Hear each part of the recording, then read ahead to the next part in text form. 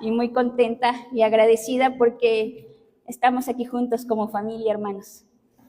Gracias por todo lo que hemos compartido en un gran año y volvemos a iniciarlo juntos como la familia y bebé que somos.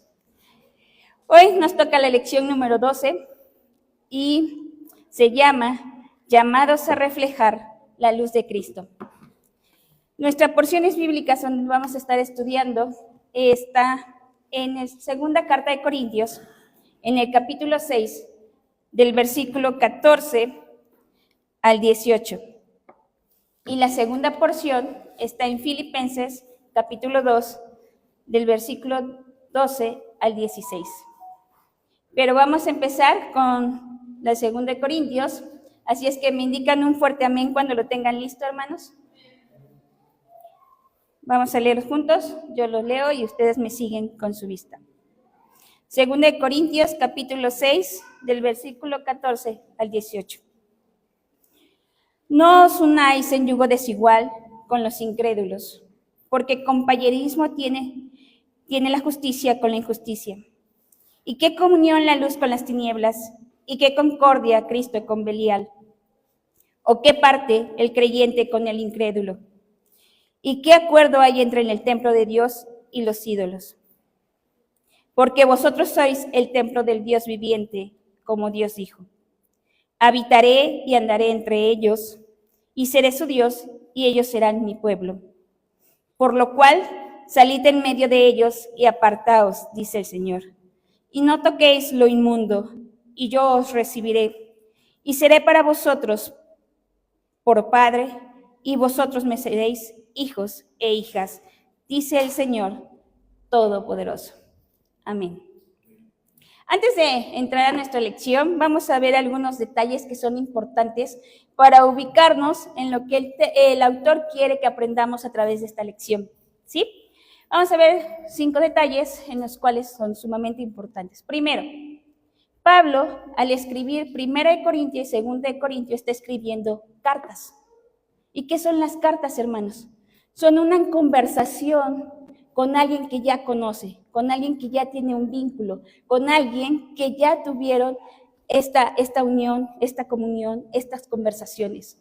No es un tratado, no es una ley, es una carta, ¿de acuerdo? El segundo aspecto, es una carta a los corintios. Sabemos que la iglesia de Corintios presentaba problemas de corrupción, problemas sexuales, problemas de ira, de división, problemas que Pablo ya había mencionado en la primera carta. Por ejemplo, decía que había un hombre que tenía relaciones con su madrastra y los corintios, en lugar de llamarle la atención, de hablar con él, de disciplinarlo, se vanagloriaban. Y Pablo le dice, ¿qué está pasando? ¿Por qué no han hecho esta corrección? ¿Por qué no han llamado y corregido esta decisión, este error? La tercera, le está escribiendo a gente que conoce el Evangelio, a gente que es creyente, no a inconversos. Entonces, tiene que tener un lenguaje en donde ellos le entienden lo que está puesto. Cuarto, resulta que Pablo les quiere hacer en esta carta poner énfasis en algo que está sucediendo. En aquel tiempo, en la ciudad de Corintios, estaban llegando unos superapóstoles, alguien super ungido, con una nueva doctrina, con un nuevo entendimiento, con una nueva interpretación de lo que se estaba escrito. Y Pablo entra en esta preocupación y dice, espérame tantito, necesito que pongan atención a quién están escuchando, porque esos apóstoles erróneos, equivocados, incorrectos, falsos, están trayendo confusión, están trayendo contienda y está trayendo que nos alejemos. Pablo menciona este celo en esta carta, pero no ese celo como personal. Se me van a ir mis ovejas, van a poner otra iglesia, ¿quién se va a tomar el control de la iglesia? Él no está pensando en eso, está pensando en que lo que él ya había enseñado, en las vidas que había alcanzado, se podían perder, se podían confundir. Entonces, estos son aspectos que tenemos que tener como contextos. ¿Listo, hermanos? Vamos a entrar de lleno. Vamos a leer, por favor. Dice aquí, me falta uno, perdón. Dice, al estar estudiando, dice que si leemos del capítulo 6 al versículo 13, Pablo mantiene un ruego, una súplica. Hermanos, recíbanos, abríguennos, nos hemos conocido, no cierren su corazón, y está en una súplica. Pero si leemos el versículo 14, dice, no se unan en yugo desigual. Y corta inmediatamente la línea que traía en el versículo 13. Y tú dices, bueno, estamos hablando de que la cena está deliciosa, pero hace un frío tremendo. Cortamos la línea de lo que él venía diciendo. Dice que desde el versículo 14 hasta el 7:1, Pablo habla del yugo desigual. Y en el capítulo 7:2 vuelve a retomar el tema de la súplica. Y entonces dices, ¿pero por qué? Lo que acabo de decirles. Pablo quería resaltar la importancia de lo que es el yugo desigual. Muchas veces hemos escuchado este tema de yugo desigual en el matrimonio, ¿cierto o no? Lo sacamos de esta porción bíblica y lo enfocamos al matrimonio. Y es un buen enfoque. Pero Pablo nos quiere llevar más allá de solo el matrimonio, sino lo quiere enfocar y aterrizar en cada una de las áreas de nuestras vidas. En el trabajo, en la iglesia, en la familia, con los amigos, en todas las áreas. Dice que en el matrimonio, hemos escuchado algunas veces, ¿no? Oye, es que mi novio no es cristiano, pero es mejor que muchos cristianos. Es responsable, es puntual, lo llevo a la iglesia y siempre llega, coopera, siempre es comprensivo, me ama. Yo creo que es mejor que muchos cristianos. Ciertamente. Esa es tu postura en este momento. Pero hay un ejemplo. Cuando nosotros vamos a pescar, lanzas una carnada, ¿cierto? No lanzas un veneno. Las personas a veces toman una apariencia y un comportamiento para atraerte. Y resulta que te casas y luego resulta que nada era real, solo era una postura. Ya no quiero ir al culto, me choca lo que haces, ya no te soporto, ¿por qué oras tanto? Primero soy yo. Y entonces viene un problema, ¿cierto? O viene la otra postura. Es que él no era cristiano, pero ella cristiana y pues conforme a las oraciones, el ejemplo, él se convirtió. ¿Sí han escuchado eso también? Dice, hay un ejemplo que dice que te subes a un avión y te dicen, lánzate. Puede ser que el paracaídas pueda abrir, pero puede ser que no. Hay muchos que se han caído y no han muerto, pero hay muchos que sí han muerto. Hay veces que es como echar una moneda al aire. No sabes qué va a resultar, pero no es el camino correcto, el más viable. ¿Por qué Pablo menciona el yugo desigual? Pablo toma esto en cuenta de Deuteronomio capítulo 22, donde dice la ley que para llevar al arado escojas 2 animales para ponerles el yugo y de ahí tener un arado correcto. Pero dice características específicas. Debe ser de la misma especie, debe ser del mismo tamaño, debe ser de la misma altura, del mismo peso, para que el yugo, que es esto que colocan en sus lomos, vaya equilibrado, para que no vaya uno más arriba que el otro, uno lo vaya arrastrando o uno haga un esfuerzo de más. Este es el yugo. Y cuando es desigual, es un incrédulo con un creyente, alguien comprometido con alguien que no conoce. Entonces, el arado, ¿qué va a ser? Complicado, desequilibrado, sufrido, pesado. Y dice Pablo, pero no solamente en el matrimonio, también hay en el trabajo. Hay veces que nosotros tenemos dinero para poner un negocio propio y te dices, bueno, ya tengo la idea, ya tengo el capital, ya tengo todo lo necesario, pero ¿qué creen? Mi vecino es el experto en las redes sociales, el experto en electrónica, el experto en informática. Lo voy a llamar y vamos a hacer una sociedad y pongamos un negocio. Y Pablo dice, no, porque tal vez tú tienes el capital, la visión y todo, pero tu amigo es el que paga mochadas, hace negocios bajo el agua, maneja todo turbio, no es recto. Entonces, el yugo es desigual. Entonces, el arado no va a ser lo correcto. Es por eso que nuestro autor maneja esta porción bíblica que dice, Pablo cuidemos en dónde nos unimos y con quién nos unimos, buscando que el arado sea perfecto. ¿Vamos bien ahí?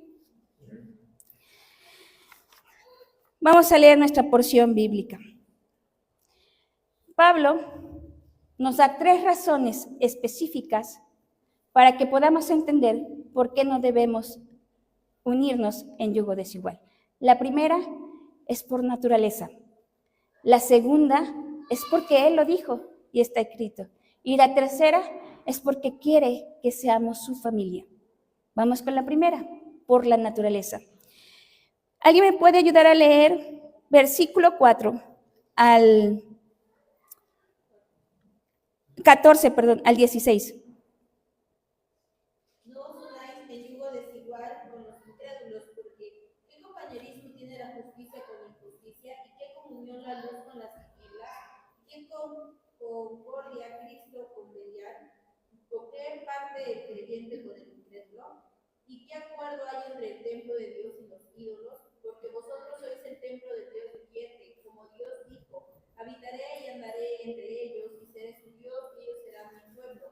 Por lo cual, salid en medio de ellos, y apartaos, dice el Señor, y no toquéis lo inmundo, y yo os recibiré, y seré para vosotros por padre, y vosotros me seréis hijos e hijas, dice el Señor Todopoderoso. Muchas gracias. Si traen su lapicero, su marcatextos, vamos en la primera parte. Vamos a subrayar la palabra compañerismo. Al estar estudiando esta porción bíblica, no sé si son 5 preguntas o es una sola pregunta con diferentes enfoques que Pablo quiere llevar al creyente, que entendamos por qué es por naturaleza. Dice la primera, compañerismo. ¿Sí ya las vimos? ¿Ya lo ubicamos? ¿Y qué quiere decir compañerismo? Asociación. ¿Qué asociación hay entre la injusticia y la justicia? Te pregunta. ¿Cómo pueden ser amigos el policía y el ladrón? No pueden ser amigos, a menos que alguno dejara de ser en lo que ha creído, en lo que él se comprometió a hacer. El policía se volvió corrupto o el ladrón dejó de ser corrupto, pero no hay asociación. Por eso dice, ¿qué asociación, qué compañerismo hay entre la justicia y la injusticia? La segunda palabra, ¿ya la van a ubicar? Comunión. ¿Qué traduce comunión? Participación, comunicación. Dice, entre la luz y las tinieblas. Son conceptos totalmente opuestos, ¿cierto o no? Vamos a Génesis 1:14, por favor. Perdón, 1:4. Génesis 1:4. ¿Me dicen cuando estén listos, hermanos? Y vio Dios que la luz era buena y separó Dios la luz de las separó. Efesios 5:8, por favor, ¿alguien le puede dar lectura?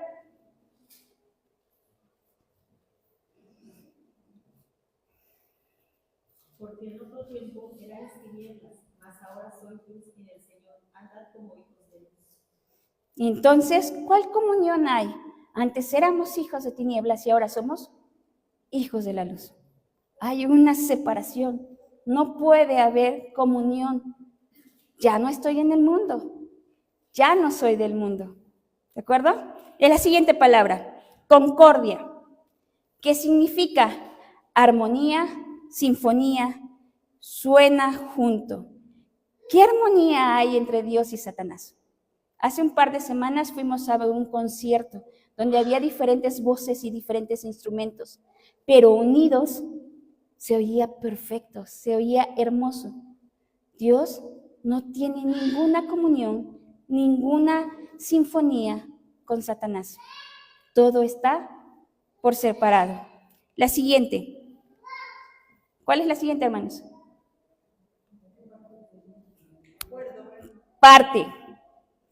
Parte de algo. Eres un individuo, todo tu cuerpo, no lo podemos dividir en partes. ¿Qué quiere decir esto? Yo soy cristiano, pero mi mano no, porque a veces se me va y tomo lo que no es mío. Soy cristiano, pero mis ojos no, a veces se me van de más y cometo errores. No, hermanos, somos solo una parte.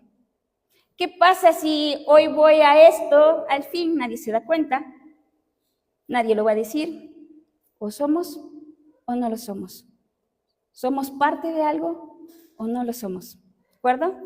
La siguiente. ¿Cuál es, hermanos? Acuerdo. El acuerdo traduce como dar el voto a favor de algo. Y nosotros damos el voto a favor de Dios, de lo que Él nos está enseñando, de lo que Él está haciendo en nuestras vidas, de que nosotros somos creyentes. A veces llega alguien y te dice, oye, ¿puedes orar por mí porque estoy enfermo? Y no es cristiano. Entonces, sí, voy a orar. Es que también ya levanté oración a tal santo, ya hasta prendí una veladora. No hay acuerdos, solo hay un camino y una verdad y un medio de oración, ¿cierto? ¿Vamos bien? Por último, dicen los versículos, vosotros sois el templo del Dios viviente, en el corazón del creyente. Dice que cuando Salomón regresa a construir el templo, dice que estaba súper sorprendido porque no podía creer que la presencia de Dios entrara en el templo que estaba construyendo. Había oro, había cosas preciosas, había madera, había todo lo requerido, pero la santidad de Dios, la presencia de Dios, no podía creerlo que estuviera que entrara en el templo.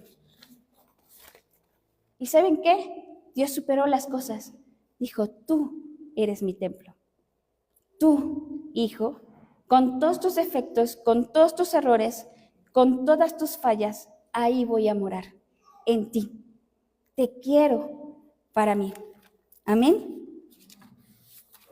Hay un ejemplo de por qué Pablo llama que es por naturaleza. Todos hemos escuchado la historia del hijo pródigo, ¿no?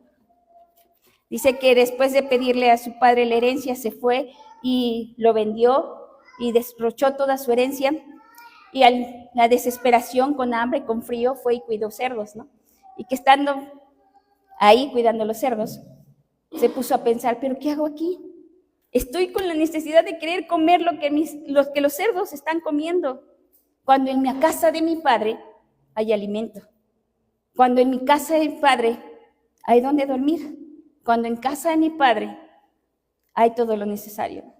Voy a decirle que me equivoqué, que me arrepiento.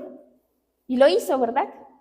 Fue, le dijo, Padre, me he equivocado, me arrepiento. ¿Y qué le hizo el padre? Extendió los brazos y le dijo, lo recibió, lo restituyó, lo vistió y le dio todo lo necesario. Hermanos, ¿qué naturaleza tenemos? ¿Hijos o cerdos? Se oye fuerte, pero si el cerdo lo baño, lo lavo, le pongo moños, lo visto y lo llevo a casa como mascota, ¿han visto algunas veces? El cerdo siempre va a buscar su naturaleza, lo va a obligar a buscar. ¿Qué cosa, hermanos? El lodo, la suciedad. Eso es lo que está buscando. Nosotros no debemos buscar el lodazal. Ya fuimos rescatados. Ya nos cambió la naturaleza. Nos hizo hijos. Y nos dijo, ven a casa. Tengo todo lo necesario para ti. Cambiaré tus vestiduras. Sanaré tus heridas. Te daré propósito. Te daré vida. Porque esa es la naturaleza que estoy buscando en ti. Por eso Pablo, en estos versículos, dice la importancia que es saber que el yugo desigual no se puede dar por naturaleza. Nosotros ya no somos del mundo, ya no pertenecemos ahí. Amén. Vamos por la siguiente porción. Dice, porque Dios dijo, la segunda razón es porque Dios dijo y está escrito. Lo vamos a leer en el versículo 16 y 17, que dice, como Dios dijo, habitaré y andaré entre ellos y seré Dios, y ellos serán mi pueblo. Por lo cual, salid en medio de ellos y apartaos, dice el Señor. Y no toquéis lo inmundo, y yo os lo recibiré. Pablo toma dos porciones bíblicas para explicarnos esto. La primera está en Ezequiel 37 y la segunda está en Isaías 52. Dice que Ezequiel 37 es la promesa de restauración al pueblo de Israel. ¿Por qué? El domingo escuchábamos la predicación, ¿cierto?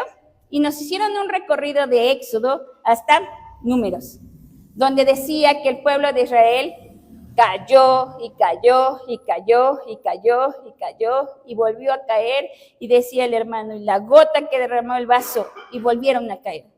Y Dios dijo, hasta aquí, te vas en cautiverio a Babilonia por 70 años.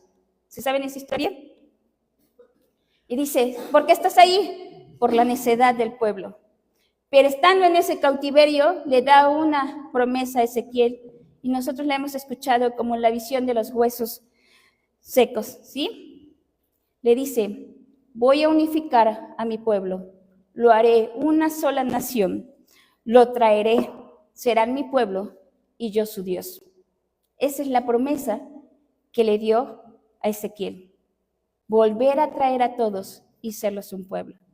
Y la segunda promesa fue en Isaías 52, donde le dice que Ciro, este rey, decretó que todos aquellos judíos que querían salir de Babilonia fueran a reconstruir a Jerusalén el templo, que por su necedad o por los errores se había caído. Y entonces todos los judíos deciden salir, pero les da una indicación, les dice, no lleven nada, no se traigan nada de Babilonia. Estuviste 70 años en Babilonia, pero no eres Babilonia, no perteneces a Babilonia. Ve a Jerusalén, ahí está mi presencia, ahí estoy yo, ahí te voy a restaurar, ahí voy a ser tu Dios, ahí vas a tener todo lo necesario. Y nos vuelve a recordar que nos sacaron de nuestra Babilonia. Y entonces, hermanos, ¿por qué queremos traernos cosas que ya no pertenecen a nosotros? ¿Por qué traemos cargando el pasado al presente? Siempre trae conflictos. Conflictos conmigo misma, conflictos con los que me rodean y conflictos con lo que Dios quiere hacer en mí. Anhelando y añorando cosas que ya sucedieron, que ya viví, que a lo mejor jamás se repetirán y que ya salí de eso. Esta es la segunda razón. ¿Por qué Él lo dijo? Seré su Dios y seré mi pueblo. La tercera razón va en la porción bíblica donde dice el versículo 18, porque quiero ser su padre, quiero ser familia, y seré para vosotros por padre, y vosotros me seréis hijos e hijas, dice el Señor Todopoderoso. Recordemos que Pablo está diciéndole a los corintios, no te unas en yugo desigual. Somos ahora hijos del Dios viviente. Ahora Él tiene un propósito en nuestras vidas. Ahora hay que trazar un camino completamente diferente. Amén. La pregunta aquí es, le decía, ¿quieres venir o te quieres quedar? ¿Quieres avanzar o quieres seguir estancado? Queremos avanzar, queremos seguir a la presencia de Dios. Vayamos a Filipenses, capítulo 2, versículo 12 al 18. El autor añade estas dos porciones de la Biblia, primera en Corintios, hablándonos de la importancia que es no unirnos en yugo desigual. Quiere que quede bien claro cómo tu naturaleza es distinta, ya no eres lo mismo, ahora somos hijos y debe quedarnos claro. Ya limpió tu camino, ya te adoptó, ya te dio la salvación. Pero ahora Pablo dice, ¿qué sigue? ¿Qué más sigue? Porque ahora sé que soy hija. Y ahora sé que tengo bendiciones, privilegios, promesas. Pero ¿qué sigue, hermanos? Y Pablo eleva las cosas. Dice que ahora nos toca a nosotros. Por tanto, amados míos, como siempre, habéis obedecido, no como en mi presencia solamente, sino mucho más ahora en mi ausencia. Ocupaos en vuestra salvación con temor y temblor, porque Dios es el que en vosotros produce el querer como el hacer, por su buena voluntad. Haced todo sin murmuraciones y sin contiendas, para que seas irreprensibles y sencillos, hijos de Dios, sin mancha en medio de una generación maligna y persevera en medio. Gracias. En una generación maligna y perversa, en medio de la cual resplandecéis como luminares en el mundo. ¿Qué dice el 16? Sigo de la palabra de vida. En el día de Cristo yo pueda gloriarme de que he corrido al mar y en mar me he trabajado. Amén. Dice Pablo que en esta porción le está escribiendo a los filipenses y le dice, ¿sabes qué? No solamente cuando yo estoy tienen que obedecer, sino cuando no estoy. También, si escuchamos la predicación del domingo, recordemos cuando el pueblo de Israel sale de Egipto, ¿cierto? Y van al desierto. Cuando Moisés sube al monte Sinaí, ¿qué pasa abajo? Se corrompieron, desobedecieron, hicieron ídolos. ¿Pero por qué? Porque Moisés no estaba. Nosotros ahora somos hijos, somos creyentes, pero somos conocedores de la palabra de Dios. ¿Esto qué quiere decir, hermanos? Que esté el pastor o no esté, yo conozco la verdad y sé lo que debo hacer. Que esté o no esté en la iglesia, yo debo cuidar mi comportamiento, mis decisiones, mis acciones. Que yo debo tener una vida intachable, ejemplar, porque soy hija de un Dios de amor, de misericordia, de ejemplo. Vamos a hacer la misma dinámica que la anterior. Dice, vamos a subrayar las palabras, por favor. La primera que vamos a checar es ocúpate. Dice que viene del griego katergasormei. Eso traduce trabajar, llevar a cabo, llevar al final, cumplir. Pablo no está hablando, esta porción de ocúpate en tu salvación, a veces se ha confundido y dicho, la salvación se pierde. Ten cuidado, tienes que hacer algo porque la salvación se pierde. Pero Pablo está diciendo, trabaja en tu salvación. No te está diciendo conquista, cuida, defiende, logra tu salvación, sino trabaja en tu salvación. ¿Y qué es trabajar en tu salvación? Hermanos, es llevar a cabo todo lo como cristianos somos. Orar, arrepentirnos, alejarnos del pecado, tener comunión con Dios.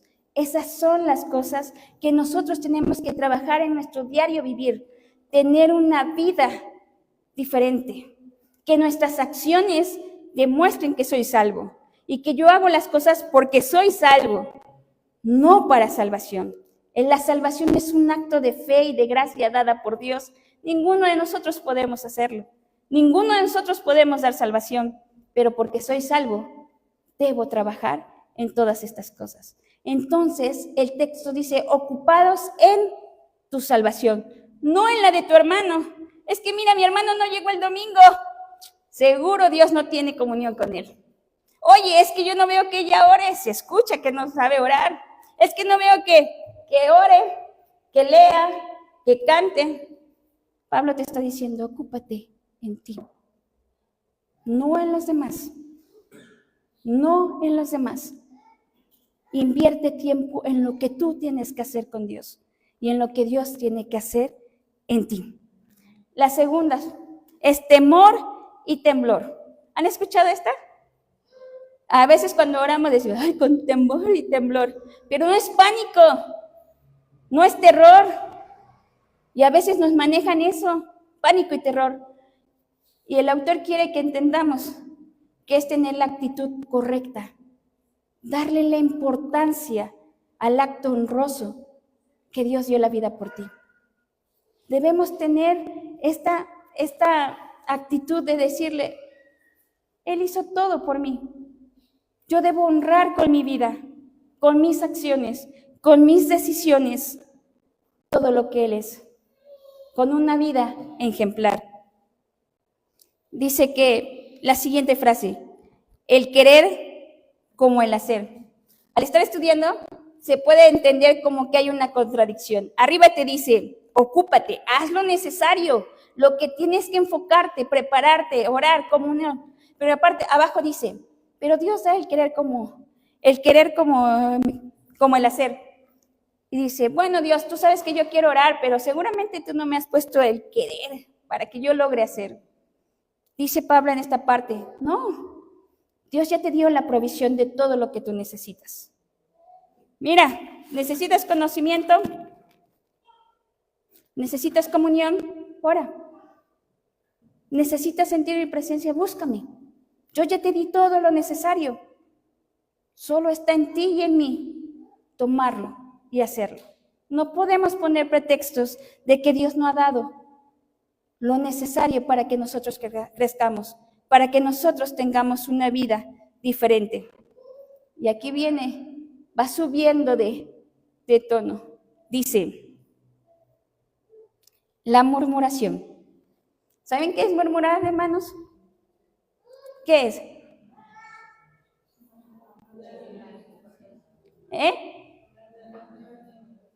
Hablar de alguien a sus espaldas. El chisme. Pero Pablo nos dice, no solamente hablar de tu hermano, así en lo oscuro, en lo privado, no. Dice que la palabra murmurar viene, su origen es, ¿han escuchado los ríos? ¿Alguna vez han escuchado ir al bosque o donde hay un riachuelo y en silencio se escucha un sonidito? A eso se llama, ese es el origen de la palabra murmurar. ¿Y sabes qué dice Pablo? Nos da un ejemplo. En toda queja que sale de tu boca ya es murmurar. Y tienes que eliminarla. Te toca predicar el jueves 2 de enero. Voy a estar desvelada. Ya es murmuración. Oye, dame un aventón. Es que tenía que ir a otra parte. Ya es murmuración. Hay un ejemplo de un pastor que dice que tenía una iglesia muy próspera en todos los sentidos y de pronto entró a crisis y tuvo que salir a trabajar. Dice que mientras él limpiaba albercas, decía, ¡ay, Dios mío! Si oré, si te busqué, si hice todo lo que quería, si traje almas a tu conocimiento, ¿por qué estoy en esto? La siguiente palabra es contienda, ¿cierto? Pleitos. Estoy quejándome con Dios de lo que estoy viviendo y por lo consiguiente es pelear con Él. A ver si haces algo, a ver si cambias mi vida, porque esto no es lo que yo estaba esperando, no es lo que estaba buscando, no es lo que yo había soñado, no es la congregación, no es el esposo, no es la hija, no es el clima. Esta murmuración constante y esta contienda van hacia la misma dirección, hermanos. Y es una separación, una constante destrucción. No solamente lo limitemos a hablar mal de mi hermano, sino a nuestro diario vivir en todo lo que Dios está haciendo. ¿Y sabes cómo traduce la murmuración? Es la falta de confianza en que Dios tiene el poder, la solución, la provisión y su poder para solucionar cualquiera de nuestros problemas. Debemos confiar y debemos hacer cambios radicales. Si mi vida se ha vuelto por las circunstancias, por las situaciones, por las personas, por las decisiones, una constante murmuración y una constante contienda con mis hermanos, con mi familia, con Dios mismo, hoy es el día de que Pablo te dice, elimínalo.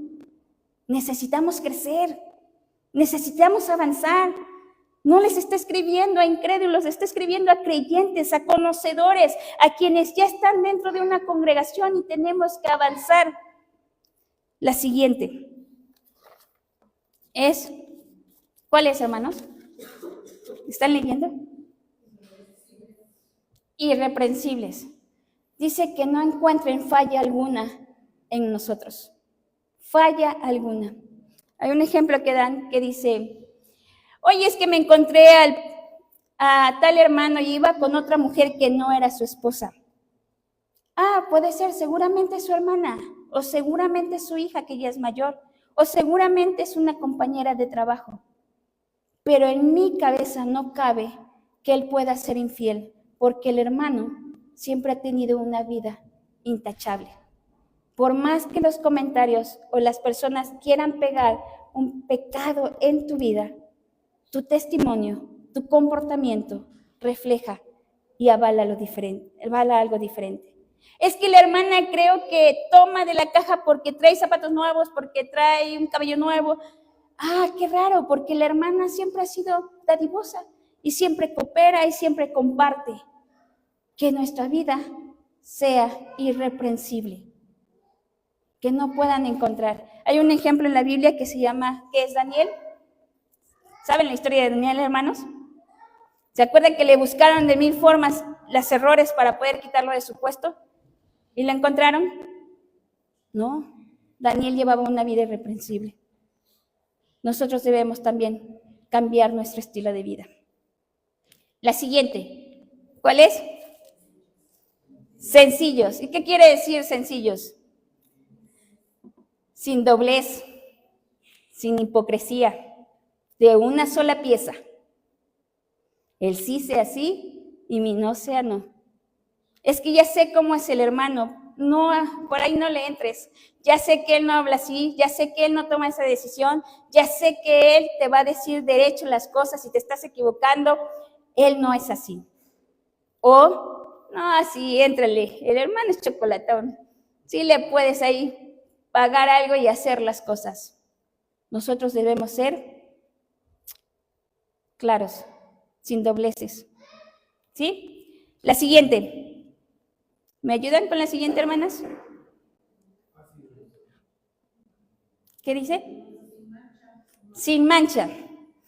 Dice que recopilamos todo lo anterior. Debemos ser sencillos, sin dobleces, irreprensibles, que no hayan en nosotros defecto alguno, que no hayan en nosotros error alguno.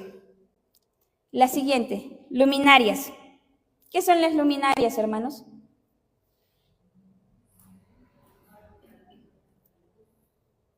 La luz. Muy bien. Vamos a Génesis 1:14, por favor.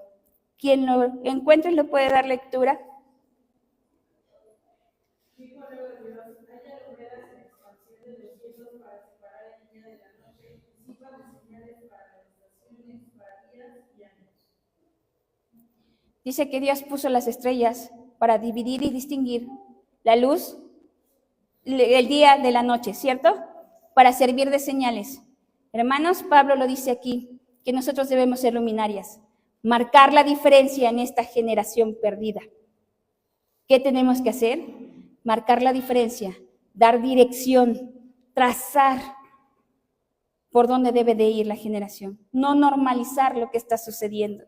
Nos ha llamado a dar un propósito, a que marquemos la diferencia, a que marquemos los errores, pero no con juicio, no con legalismo, no con sentencia, con amor, con misericordia, con una vida ejemplar. A veces estamos tan complicados con nuestras vidas, con nuestras necesidades, con nuestros intereses, que se nos olvida marcar la diferencia en el trabajo, en la casa, con la familia, con los amigos. Nos vamos haciendo como ellos para ser parte de, para sentirnos acompañados y normalizamos cosas que no deberíamos. Nosotros donde vayamos, dice Pablo, tenemos que marcar la diferencia. La última palabra que está, dice, ¿me ayuda hermana Anel, por favor? Dice que así tiene dos significados, agarrado de la palabra o levantar estandarte. Y agarrado de la palabra es que todo lo que hemos aprendido, todo lo que hemos estudiado, se haga una realidad en nuestras vidas, sea el que trace nuestra dirección y el propósito. Y el segundo, levanta estandarte. Digamos y enseñemos que somos cristianos, que tenemos un Dios al cual servimos y amamos, un Dios que es vivo, un Dios que marca la diferencia, un Dios que está esperando cambiar nuestra naturaleza, irnos, llamarnos hijos y llevarnos a un propósito sobre esta tierra. Hermanos, escuchábamos el domingo un solo propósito, creo que era el título. Hoy el mundo nos dice, toma tus 12, también mencionabas, tus 12 uvas y tus 12 propósitos.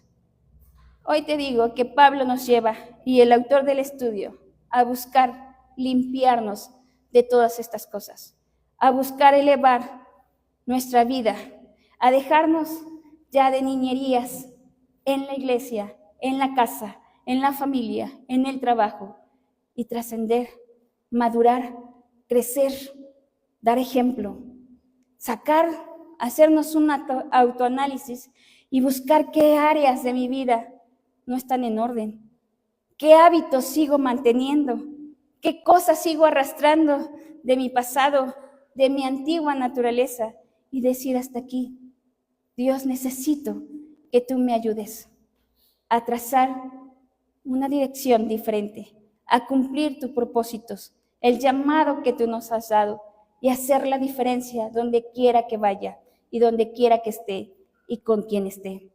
Porque al paso que vamos, hermanos, algún momento van a prohibirnos leer la Biblia o tener un ejemplar o en el celular.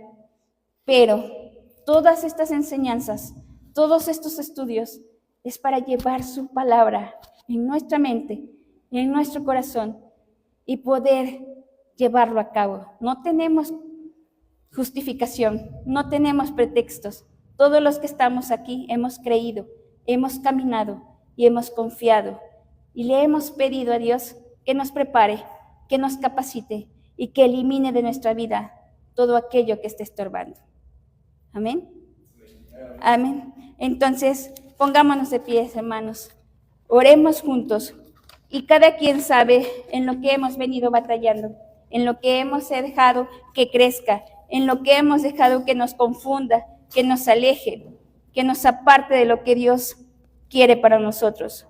Fortalezcamos nuestros vínculos familiares, de amistad, en la iglesia, eliminando todo aquello que nos estorbe. Cerremos nuestros ojos. Bendito Dios y Padre eterno, te pedimos, Señor, que todas las cosas que están en nuestras vidas, Señor, que están estorbando, que están confundiendo, que nos están alejando del propósito que tú tienes para nuestras vidas, sean eliminadas. Ayúdanos a encontrar, Señor, la forma, el proceso, la manera, Señor, de dejarlas atrás, de ir creciendo, de madurar, de ser responsables, comprometidos, de recordar que somos tus hijos y que debemos ser luz donde quiera que vayamos, reflejando tu amor y tu misericordia en todo. En el nombre de Jesús. Amén.